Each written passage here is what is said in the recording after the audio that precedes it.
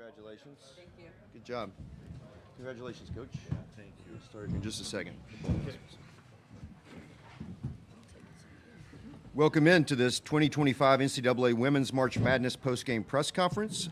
Before we begin, we have a few announcements. As a courtesy to your fellow media members as well as the coaches and student athletes, please silence your cell phones. Also, those working in the media room, please keep noise to a minimum. When asking questions, provide your name and media affiliation each time you ask. We do also have a microphone for use, so please utilize the mic for all questions. If you are joining us via Zoom, use the raise hand function for questions. We will address those in the room first and then get to Zoom if time allows. As a reminder, recording press conferences on cell phones or cameras is prohibited. At this time, we are now joined by the Oregon Ducks. We have with us head coach Kelly Graves, along with student athletes Deja Kelly and Nani Falatea. We will have an opening statement from Coach, followed by questions for the student athletes. Please save questions for Coach until after the student athletes have finished. We are going to allow them to go back to the locker room. With that, Coach, the floor is yours. Okay. All right, thank you. Well, you know, it's a heck of a basketball game for sure. First, I want to give a shout out to Coach Ralph and her team. You know, they obviously didn't quit in that second half. Boy, they you know, there was a hole dug for them, but they just competed and showed the true team that they are. And that was a hell of a game. I'm proud though that we're the ones moving on. I was thinking to myself, when does a win feel like a loss, feel like a win? And I think we, you know, our emotional gamut hit all phases today. But I'm just really proud of our team. Before the game, I talked about our grit and our toughness. I think that's the one defining characteristic we've had all year, and we showed that late in the game with the defensive stops. So there was a lot of great plays. We'll have a chance to talk about that at some point here. But just a great team effort. Really proud of them, led by these two. All right, questions from the room, front row here on the left, then we'll go to the far right. Mitch Northam, SB Nation. Deja, it felt like, you know, for those first three quarters, you guys really imposed your will on the game and were playing the game your way. How was that successful, and then sort of what happened to kind of get away from that in the fourth?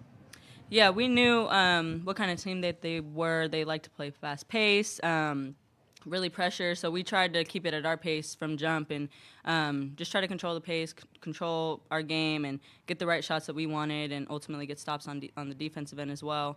So I thought we did a really solid job, especially those first three quarters. And you know, the game plan. We just stuck to the game plan. We were focusing on details. We were in our right spots positionally on defense. So I think we got good looks offensively. So I think overall, we did a really good job of just sticking to the overall game plan. Front row here. Ryan Clark with the Oregonian for Nani and Deja. Just your thoughts on the emotional resilience of the team despite the ups and downs of this game, and to be able to, you know, hang on down the stretch. Deja, can you go first? And Yes. then, Yeah, I mean, it's March, so I think that's what these games are about. There's lots of ups and downs. I think for us, we were all just so dialed in, and I'm really proud of our fight, even when things weren't going our way, and when Vanderbilt had their little stretch of turning us over and scoring off those baskets, which that's what they are really known for. But we were composed. I think that was the biggest thing for us. You know, once we did break their pressure in our stretch, we were able to get the shots that we wanted, and again, just control the game and control our pace and play at our pace. So I think, but the emotions were high, and I think we were just having fun out there. So I think that is what really led to us playing how we did, and overall just playing a really solid game. Yeah, I agree. I think this is the type of game that we play. I mean, we've been in this type of situation 10 times over this season, especially playing in the Big Ten. You know, it's really got us prepared for games like this, gritty games. So this was kind of just a perfect game for us. more questions from the room again here, and then we'll come back over to the other side. Ryan Clark with the Oregonian. Kelly, just what can you take away from that stretch where Vanderbilt was able to come back and be able to force overtime? Well, I mean, they're a great team. This is what they do. They average 21.5 points a game off turnover. So we knew we had to take care of the ball. Our game plan was quite simple, really.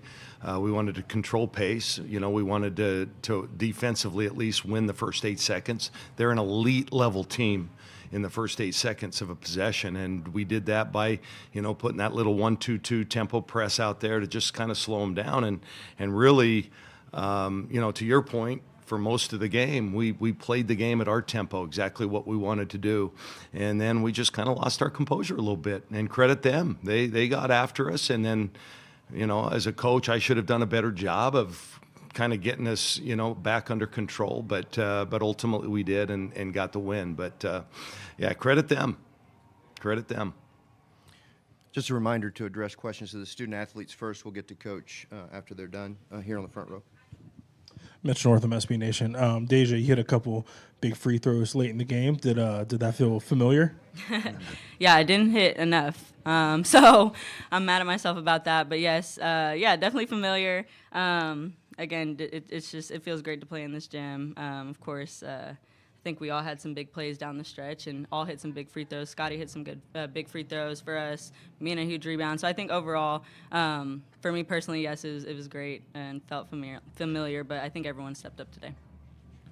Other questions from the room? Front row? Just wait 1 second while we get the mic to you. We keep going back and forth. One mic? 27. It's a small room, too.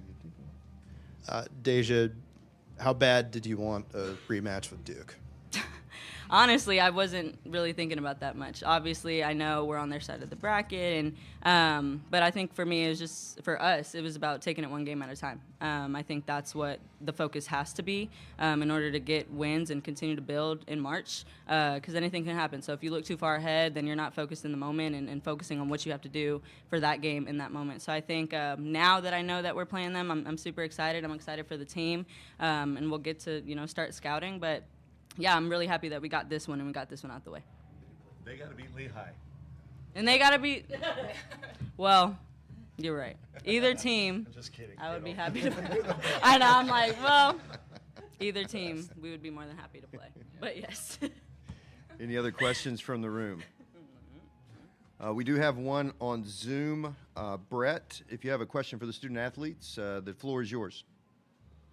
Yeah, Brett Taylor, KZI9 Sports in Eugene. Deja, yesterday you said in the press conference that you felt like your guys' depth would come in big in this game, and it felt like without that depth and the play that you guys got from the bench, maybe you guys don't win this game. Can you just speak a little bit about, some of the play off the bench, Katie, Sophia, and so many others contributed in this game to help you guys move on to the round of 32?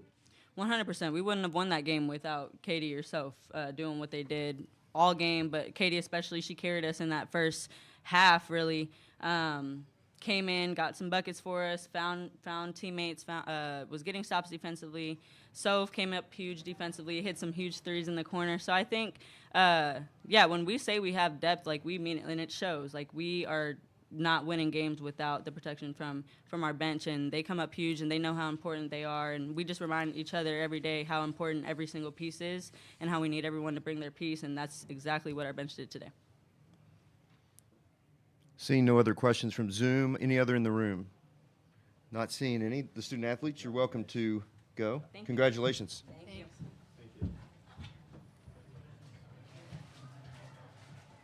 All right, Coach. That means Okay. Q&A time. Yeah. What you got? Front row for Coach. Ryan Clark with Oregonian. Kelly, this team had some ups and downs down the stretch of the season, but it seemed like it, through that stretch built a sort of mental fortitude that obviously, as you know, can come in handy in March. What's your evaluation of how that showed itself down the overtime stretch? Yeah, well, you kind of answered your question right there.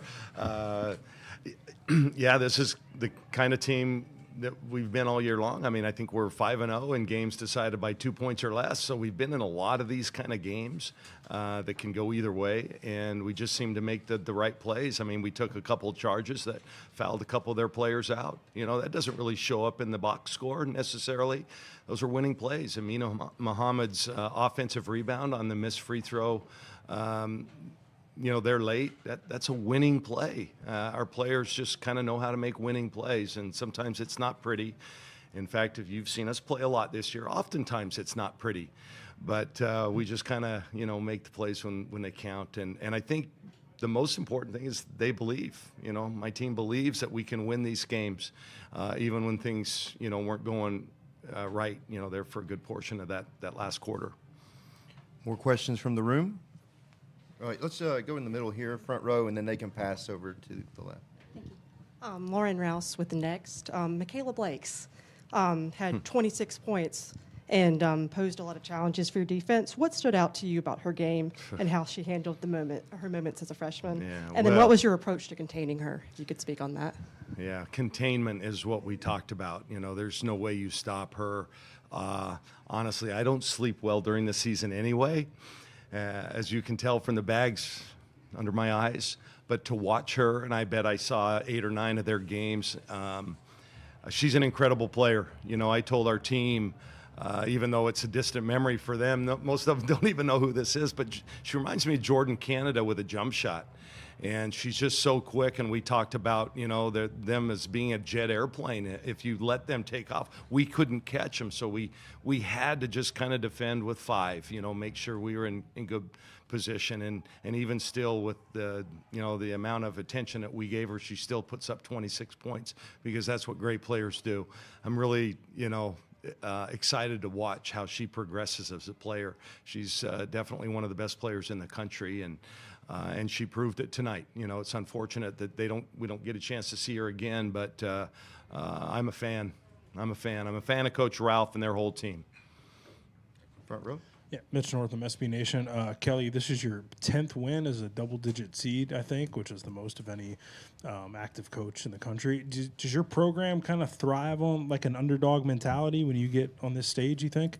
Sure, we'll take that. Yeah, maybe I'm underachieving during the regular season, and we should have a higher seed. I don't know.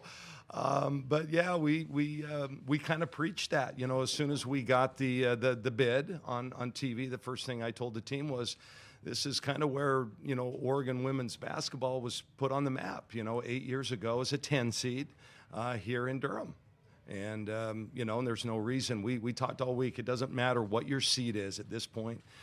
It's who you play and how you play. And we played a great team, but we played well. And yeah, we're moving on. So no secret sauce, unfortunately. Maybe one more from the room if someone has one before we go to Zoom. All right, here, front row. Lindsay Gibbs with Power Plays. Coach, obviously, this part of the country, a lot of reporters are really familiar with Deja from her time at Carolina. What did her leadership bring tonight in particular, and how have you seen her grow this season? Well, scoring-wise, she hasn't had her best season. But efficiency-wise, one of the reasons she came was to prepare herself for the league or for the pros, and she is efficiency-wise having the best season of her career. Her rebound numbers are the best ever, her two-point percentage the best ever, assist-to-turnover ratio the best ever, and then I'm glad you talked about her leadership. There were a couple times, twice tonight, I had to say, okay, Deja, sit down, during a timeout, because she's coaching them. She's talking to them. You saw a couple of times Katie Fiso, our freshman, she was talking to her on the court in big moments, and that's the kind of person that we were hoping we would get out of Deja, and that we did get. She's exceeded every expectation, so we're really happy for her success, and it's neat if Duke's fortunate enough to win this game, that she'll have a different chance. We won't have to motivate her in any way, for sure. Not that we would have anyway. So, yeah, we're just, we've got good players. They're great kids. We've got awesome chemistry, and they play for one another, and they're really connected. And I'm proud of them, man. I'm really proud of them. And I'm proud of you guys, by the way. You know how I tell our team, always sit in the front row or the middle, the inverted T, front, middle. You get better grades. So you guys got the majority of the questions, so I'm giving you all A's. Where are my B students back there in the corners? All right. Yeah. E. Okay. We do have a couple more. Oh, yeah. Okay. Sorry. On Zoom, we have Brenna. I thought that if you would want be to a go ahead. mic drop. It's a good mic drop. Sorry, Brenna. Can you go ahead and ask your question? Yeah. Kelly, I just want to let you know I am seated in the front row at the press room in Seattle. Okay. So I'm joining in spirit. On Zoom, you're the new student athlete now. Yes. Zoom classes. For a while in this program, it was kind of assumed that you guys would be making deep NCAA tournament runs. If we're counting 2020, and I am, it would have been 5 straight Sweet 16s for you all, and then the last 3 years happened. Just what does it mean to you to be back on this stage, and not only be back on this stage, but win a game on this stage? Well, it means a lot. The last couple of years, we just weren't the program that we'd been for a variety of reasons, and that's why this has been so sweet, Michelle, honestly. I've been re-energized. This team has made me, even at 62 years old, feel a lot younger, and they've been fun to coach, and it's really given me, my love for the profession, has gotten even better. So, and, we're not focused on looking backward. If I look too far backward 5 years ago, that was an amazing team that we had a chance to win it all, and we didn't, and we've kind of been up and down since. But hopefully this win will get us kind of on the right trajectory back to right back to where we want to be as a program. We have time for one more. Alec, you are up. I'm sorry to the others on Zoom, but we need to go. Coach, we'll have one more. I'll make it quick. Yeah, Kelly, Alec Dietz with the Eugene Register Guard. I just wanted to ask about Peyton's game. You talked about things going unnoticed. She grabs the rebound. She draws the offensive foul on Blakes to foul her out. She hits the jumper to put you ahead in overtime. I know this is her first NCAA tournament game. So from your vantage point, how much did this mean to her, and how huge was she down the stretch? She's been our heart and soul the last 2 years. Last year she didn't get to play because of her injury in the first game of the season.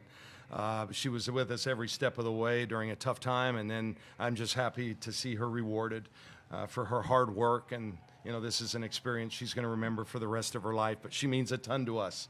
One of my favorite all-time players that I've ever coached, and I'm happy for her. All her family came down from Ohio, so it was really neat to see everybody. And I don't know why I'm looking over there, but anyway, yeah, Peyton means everything to us. She is a Duck through and through. She's what makes us who we are. Well, Coach, thank you so much. You. Congratulations. Thank you all. Good luck in the next one. Okay. Sure. Thank you for the time.